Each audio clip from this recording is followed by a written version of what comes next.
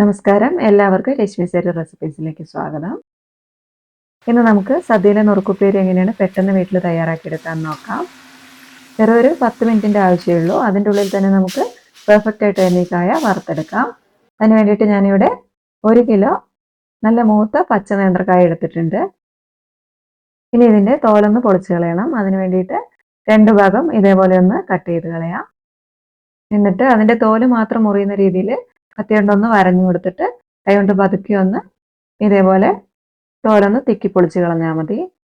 മൂത്ത കായാണെങ്കിൽ ഇതേപോലെ കായ്ക്ക് നല്ലൊരു പിങ്ക് ഷെയ്ഡ് ഉണ്ടാവും. ഇനി അതല്ല മൂക്കാത്ത കായാണെങ്കിൽ കായ വെളുത്തിരിക്കും. അങ്ങനത്തെ കായാണെങ്കിൽ എടുക്കണ്ട. ഇതുപോലെ നല്ല നിറമുള്ള കായ നോക്കിയിട്ട് എടുക്കുക. തോല് ചെത്തി കളയരുത് കേട്ടോ, പൊളിച്ച് തന്നെ എടുക്കണം. എല്ലാ കായും നമുക്ക് ഒരുമിച്ച് പൊളിച്ച് വെക്കാം. അതുകൊണ്ട് കായൻ്റെ കളർ മാറാതിരിക്കാനായിട്ട് ഇത് വെള്ളത്തിലേക്ക് ഇട്ട് വെക്കാം. ഇനി അരിയുന്നതിന് തൊട്ട് മുൻപായിട്ട് ഇത് വെള്ളത്തിൽ നിന്ന് എടുത്തിട്ട് നല്ലൊരു തുണി വെച്ചിട്ടൊന്ന് വെള്ളമൊക്കെ നന്നായിട്ടൊന്ന് തുടച്ച് കളയുക. എന്നിട്ടിത് അരിഞ്ഞെടുക്കാം. നുറുക്കുപ്പേരിക്ക് വേണ്ടിയിട്ട് അരിയുമ്പോൾ എപ്പോഴും ഇതേപോലെ കായൻ്റെ നടുഭാഗത്തുകൂടി ഒന്ന് മുറിച്ചു കൊടുക്കുക. എന്നിട്ട് കായ ഒന്ന് തിരിച്ചു പിടിക്കുക. എന്നിട്ട് വീണ്ടും ഒന്നും കൂടി ഒന്ന് മുറിച്ചു കൊടുക്കുക. ഒരു കായ നമ്മൾ 4 കഷ്ണമായിട്ടാണ് മുറിച്ചിരിക്കുന്നത്.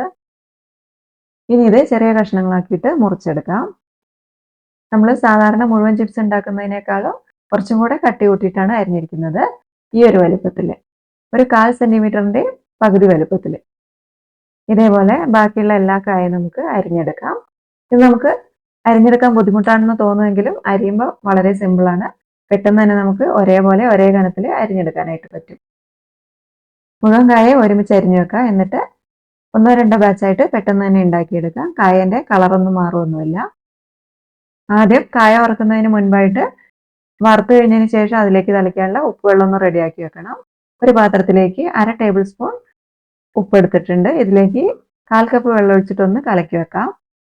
ഇതിവിടെ ഇരിക്കട്ടെ. ഇനി എണ്ണ ചൂടാക്കാനായിട്ട് വെക്കാം. ചിപ്സ് ഉണ്ടാക്കാൻ എപ്പോഴും വെളിച്ചെണ്ണയാണ് നല്ലത്. ഞാനിവിടെ 1/2 ലിറ്റർ വെളിച്ചെണ്ണ നന്നായിട്ട് ചൂടാക്കി എടുത്തിട്ടുണ്ട്. നന്നായിട്ട് ചൂടായി കഴിഞ്ഞാൽ മാത്രം ഇതിലേക്ക് നമ്മൾ അരിഞ്ഞു വെച്ചിരിക്കുന്ന കായ എണ്ണേൻ്റെ പല ഭാഗത്തേക്കായിട്ട് ഇട്ട് കൊടുക്കാം. നമ്മൾ ഒരു പിടി കായ ഇടുമ്പോഴേക്കും എണ്ണേൻ്റെ ചൂടൊന്ന് കുറയും. അതുകൊണ്ട് തിരക്ക് പിടിച്ച് എല്ലാം കൂടെ ഒരുമിച്ചിടേണ്ട ആവശ്യമൊന്നുമില്ല. ഓരോ പിടിയായിട്ട് പല ഭാഗത്തേക്കായിട്ട് ഇട്ട് കൊടുത്താൽ മതി. ഞാനിവിടെ 1 കിലോ കായാണ് അരിഞ്ഞു വെച്ചിരിക്കുന്നത്. ചെറിയ പാത്രം ആയതുകൊണ്ട് പകുതി മാത്രമേ ഇപ്പോൾ ഇട്ട് കൊടുക്കുന്നുള്ളൂ. ബാക്കിയുള്ളത് ഒരു പ്രാവശ്യം കൂടെ ഇട്ട് കൊടുത്തിട്ട് ഉണ്ടാക്കിയെടുക്കാം. കായ ഇട്ട് കഴിഞ്ഞാൽ പിന്നെ നമ്മൾ ഒന്നും ഇട്ടിട്ട് ഇളക്കേണ്ട ആവശ്യമൊന്നുമില്ല. നമ്മൾ ഇളക്കാതെ ഇരിക്കുമ്പോഴാണ് കായ പെട്ടെന്ന് തന്നെ മൂത്ത് വരിക. എണ്ണ നന്നായിട്ട് പതഞ്ഞു വരുന്നതൊന്ന് കുറഞ്ഞു വരണം.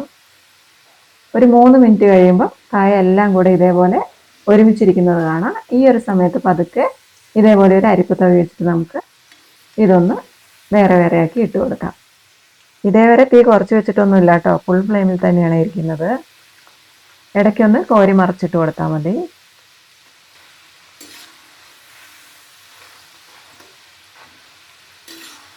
ആദ്യത്തെ ഒരു 3 മിനിറ്റ് നമ്മൾ ഇളക്കാതെ വെച്ചിരുന്നില്ലേ, ആ ഒരു സമയത്ത് കായൻ്റെ ഉൾഭാഗമൊക്കെ നന്നായിട്ട് വെന്ത് വന്നിട്ടുണ്ടാകും.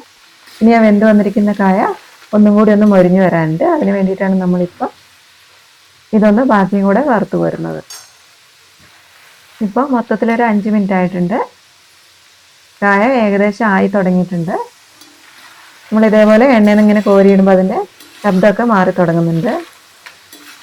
അതേപോലെ ഫ്രൈ ആയി വരാനാകുമ്പോഴേക്കും കായൻ്റെ ഉൾഭാഗത്ത് ചെറിയ ചുവന്ന വരകൾ നമുക്ക് സൂക്ഷിച്ച് നോക്കിയാൽ കാണാൻ പറ്റും. അപ്പോൾ മൊത്തത്തിലൊരു 7 മിനിറ്റ് ആയിട്ടുണ്ട്.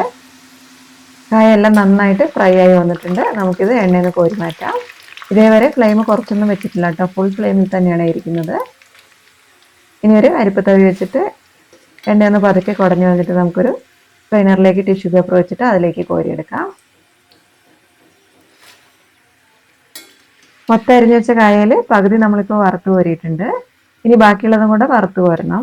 അതിന് മുൻപായിട്ട് ഇപ്പോൾ നമ്മൾ വറുത്ത് കോരിയിരിക്കുന്ന കായേൻ്റെ ചൂട് പോകുന്നതിന് മുൻപായിട്ട് നേരത്തെ നമ്മൾ കലക്കി വെച്ചിരുന്ന ഉപ്പ് വെള്ളമില്ലേ, അതൊന്ന് തളിച്ചു കൊടുക്കണം. കലക്കി വെച്ചിരിക്കുന്ന ഉപ്പൊന്ന് കൈ കൊണ്ട് ഇളക്കിയതിന് ശേഷം 1-2 പ്രാവശ്യം ഒന്ന് പതുക്കെ ഒന്ന് ഇതിലേക്ക് തളിച്ചു കൊടുക്കുക. എന്നിട്ട് ഇതൊന്ന് ഇളക്കി മറിച്ച് കൊടുത്താൽ മതി. അപ്പോൾ ഉപ്പ് എല്ലാ ഭാഗത്തേക്കും നന്നായിട്ട് തന്നെ പിടിച്ചോളും. ഉപ്പുവെള്ളം നമുക്ക് ഡയറക്റ്റായിട്ട് എണ്ണയിലേക്ക് വേണമെങ്കിൽ കുടഞ്ഞു കൊടുക്കാം കേട്ടോ.